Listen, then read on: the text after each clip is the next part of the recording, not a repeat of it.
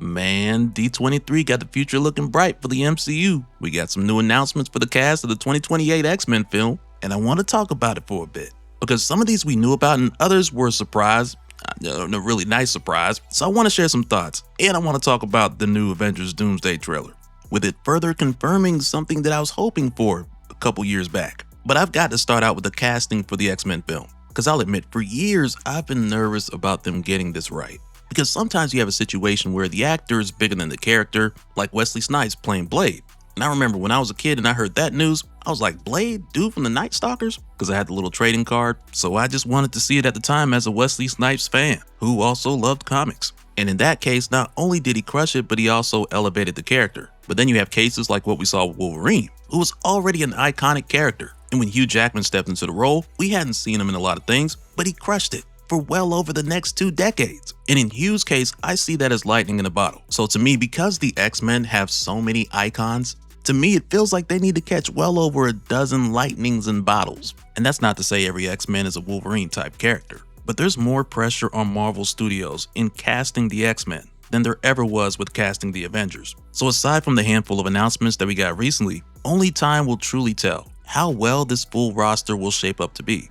And now with that said, I gotta say, after this weekend, I'm thinking we are off to a pretty good start. And I'll also say I like the fact that I haven't seen most of these actors in more than 2 or 3 other projects, if any, with the exception of one guy who we'll talk about in a moment. And that's just me. But I want to start out with the castings that we've known about for a little while, like with Sadie Sink playing Jean Grey in Spider-Man Brand New Day. I love the choice, even though so far in the MCU, most of what we've seen from Jean has been attempted murder, which had me feeling like, man, are we going to get the trial of Jean Grey earlier than we should? No, but looking at the long term, like 10 plus years or whatever, knowing that a character like Jean's gonna require range for however the X-Men films start out with Sinister, and whatever's planned down the line, whether we get a Madeline Pryor, Goblin Queen, Black Queen, Phoenix Saga, Inferno, I'm confident Sadie Sink can pull it off. And now with Kit Connor as Cyclops and Samara Weaving as Emma Frost, we got those announcements a couple weeks back. And starting with Kit, when I first heard the news that he was cast, my response was kind of neutral because I'd never seen Heartstoppers or Warfare, and I've only seen like clips of Warfare, and from those I could see the potential. But again, if we start getting into the weeds of where these X-Men stories could go in the MCU mutant saga, then he's definitely got his work cut out as far as acting without showing your eyes. But as far as live action Scott Summers go, Kit's probably got the most comic accurate jawline out of all of them. Like, look at this. Oh, Jim Lee drew my jawline face. But if we're talking about people who look like they just jumped out of a comic book, Samara Weaving as Emma Frost. Bro, I haven't seen anybody mad at this one. Not a soul on the World Wide Web.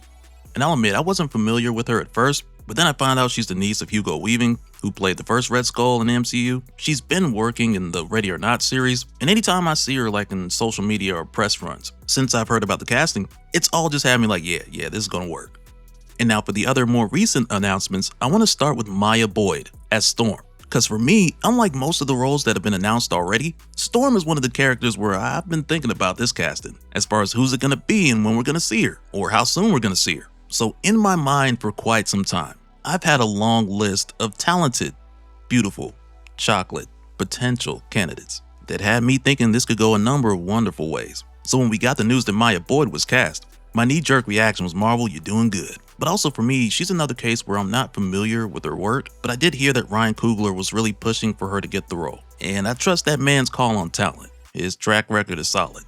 And next, with Christopher Abbott being cast for the role of Charles Xavier, I've seen some people say like, oh, well, he doesn't look the part or whatever. But the first thing I was thinking, as far as looks, was just, man, once they shave that head and all he got's the eyebrows, people gonna start to see the vision. Because I gotta say, for the Fox films, as much as I love Patrick Stewart as Professor X, and James McAvoy as the younger Charles, I gotta admit, I've been wanting some old school eyebrows on the Professor, and this might just be that.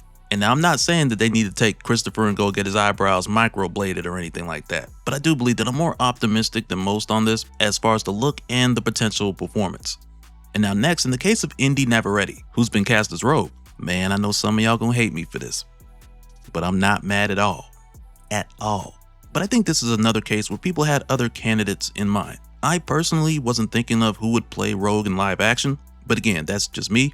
But even with that said, when Indy was announced as Rogue, I'll admit this choice threw me for a loop. But then I thought about it for a little bit, and I said to myself, if we're going into this fresh mutant saga, where the Rogue that we get in 2028 we're gonna see for years to come. Which means whoever they pick, they're gonna have to portray the largest amount of live action Rogue material that we've ever seen. And that can include flashbacks to her times with the Brotherhood of Evil Mutants. She could possibly be dealing with Mystique and Destiny as her parents, and we might even get that moment where she takes Carol Danvers' powers. Which to me means that we need an actor who can portray Rogue's experiences and her mutant abilities to a level that we haven't seen on the screen before. So in my humble opinion, one of the most important parts of casting Rogue, it's gotta be the true portrayal of her abilities, because she doesn't just absorb people's powers.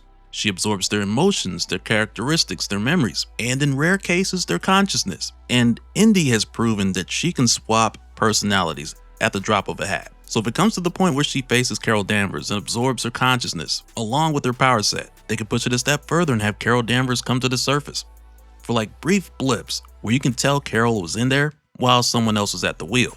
And this could happen way down the line too, like bring back Brie Larson and everything, make it a whole Disney Plus horror segment. And I mean, call me crazy, but I feel like Indy could pull that off. And again, I'm not saying Indy or any of these actors are the only human beings who could play these roles, but I just imagine everyone on this roster had a really good audition. But also on the topic of a character having to look 100% comic accurate, I'm of the mind where to me that doesn't always have to be the case, because if it was, Robert Downey Jr. wouldn't have been my first pick for Iron Man, Hugh Jackman wouldn't have been my first pick for Wolverine, Sir Ian McKellen wouldn't have been my first pick for Magneto. I'm sorry. But looking back, it's obvious all these examples worked out. And now of course, only time will tell the full potential of any of these new castings, but I got a good feeling about Indy playing Rogue. And now alongside of these, we also got the announcement of Adam Driver playing Nathaniel. No, but he'll be playing Nathaniel Milbury, which is the name Nathaniel Essex, Mr. Sinister, went by in the late 19th century, and I'm sure they'll move much of his backstory closer to the 20th century, or they'll just say that Sinister's been around for much longer than what we've known. But however they do it, a proper live-action Mr. Sinister, it's long overdue.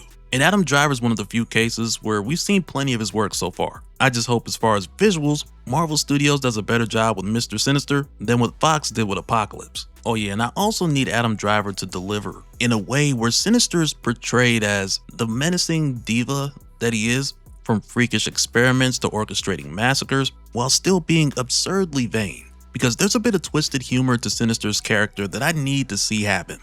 And aside from this, as far as the Avengers Doomsday trailer, and by the way, this is not at all a trailer breakdown by any means. I stopped doing those a long time ago.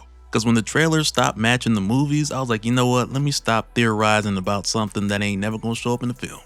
But I still want to have these conversations every once in a while because it's fun. But there are a few things I want to say here, because with how this started out, with Sue talking about the man that Doom used to be, as far as him being kind and caring. But man, when she started the whole thing off saying Victor was the smartest man in any room, I was just like, yo, you gonna disrespect your mans like that? And there were all sorts of Twitter and thread responses where people were saying the same thing. But also with Sue talking more about how they knew Doom. It even reads, Victor, did you do this moment? That was crazy. It had me like, man, what did he do? But these things further confirmed what I said I wanted to see, as far as this Doom coming from the same world as the Fantastic Four, Earth 828. And around the time, I also said that I wanted Marvel to bring us a new Black Panther, which was another announcement we got not too long ago, with David Johnson stepping in, and Black Panther 3 coming in 2028. However, I also wanted T'Challa to be from Earth 828, just like the Fantastic Four, and I don't think we're seeing any version of that in Doomsday or Secret Wars, and I'm okay with that. But at the time, a couple years back, I was just concerned with Marvel being too afraid to cast a new T'Challa after Chadwick's tragic passing. So I'm glad they were able to work things out. We got another look at the return of the Fox X-Men, which is only right, before we get everything reset with the events of Doomsday and Secret Wars, with the two films coming together as like this beautiful send-off. But yeah, aside from that, the more they show of Avengers Doomsday, it kind of has me like, well, for one, I guess those 480p leaks were real. But then also when I think about how the overarching story for the films are staying truer to themselves than the comics. Like when I think of that and I see scenes like this where Doom's controlling these Sentinels with green magic, and it's got me thinking like, man, Doom probably did kill Loki at some point. And perhaps when the other heroes find out, that could be the turning point before things go crazy. Because to me, taking the concept of what the heroes have done, or better yet the consequences of their actions, and connecting that to Doom's loss as opposed to Mephisto, to me it makes sense why they want to do it that way, because otherwise we'll be waiting until 2035 or 2040 to have like a full Doom saga that's completely fleshed out, when I would much rather have a Starjammers movie by that time. I mean, I'm still not over that. Because I'm sure some of you guys remember years back we were talking about Guardians of the Galaxy, and I was like, man, if we're going into space with a team, it needs to be the Starjammers. Which I'll admit is something that makes a lot more sense with the X-Men established first. You know, with Corsair being Scott and Alex's dad, bringing in the Shi'ar Empire, Charles Xavier romance side quest with Lilandra. Like, I'm still hoping to see a version of all of that down the line. But if Marvel took the time to do build up for Doom, everything would have to get pushed back. But yeah, I just wanted to hop on here real quick, share a few thoughts, and check out what you guys thought about all this in the comments. Because I really want to know what you guys think. If you take Spider-Man Brand New Day, which did great at the box office, and put that with all the announcements that we got lately for Black Panther 3, Ghost Rider, Vision, alongside of the casting announcements, and let me know, where does your hype meter stand as far as how the MCU is looking for 2026 through 2028? You can put it on a scale from 1 to 10, hot or cold, however you want to word it. Like, we'll just do a general MCU vibe check in the comments. And so now real quick, I want to give a special shout out to all the patrons. Thank you guys for all of your support. And for anyone who's new here who wants more information on how to support the channel, I got a link below where you can go to patreon.com/dopespill. But that'll do it for this one, guys. Let me know your thoughts down in the comments below, and we'll do it again on the next one. Alright, later.